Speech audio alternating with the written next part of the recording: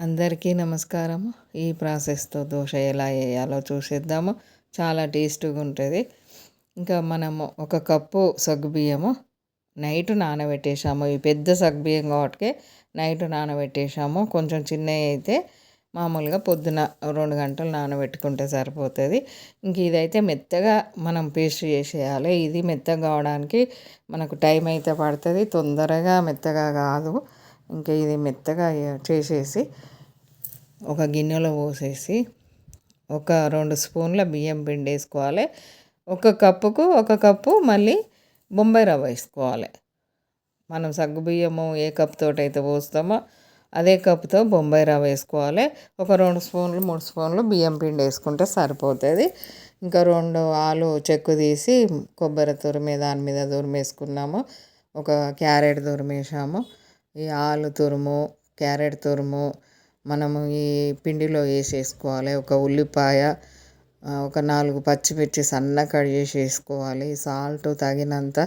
మనము కొత్తిమీర ఉంటే వేసుకోవచ్చు, నేనైతే ఇప్పుడు వేయలేదు. కొత్తిమీర కూడా వేసుకోవచ్చు.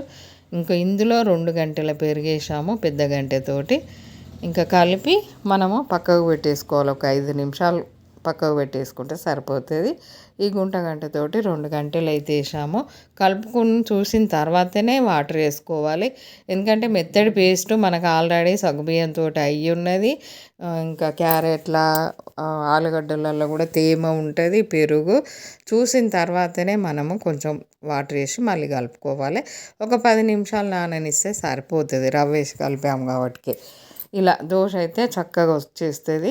మనం మామూలు డైలీ వేసుకునే దోశ కంటే కొంచెం మందం ఉంటుంది, దానంత పలసగా ఉండదు.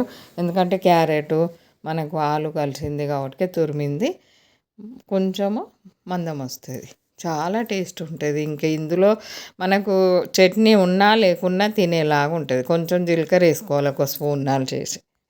ఇన్స్టెంట్ దోశ మనకు అప్పటికప్పుడే రెడీ అయిపోతుంది. ఇంకా బియ్యం పిండి అంటే పొద్దున నానబెట్టి సాయంత్రం గ్రైండర్కి వేసేసుకొని పిండి కలిపి పెట్టేసుకొని తెల్లవారు వేసుకుంటాం. ఇదైతే అప్పటికప్పుడు కలిపి వేసేసుకోవచ్చు.